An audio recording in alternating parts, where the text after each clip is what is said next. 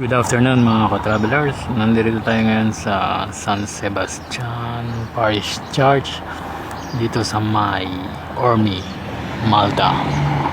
Yan, nakikita nyo.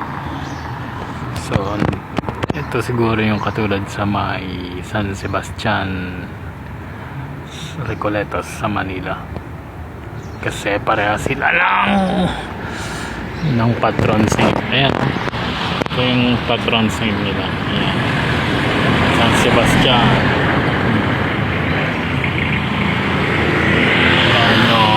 Ayan yung kanyang statue. Okay. So ano sa tingin nyo mga ka-travelers? Paras ba yan sa San Sebastian College, Recoletos, Manila, o magkaiba lang? Okay, thank you for watching. See you next video. Bye bye. God bless.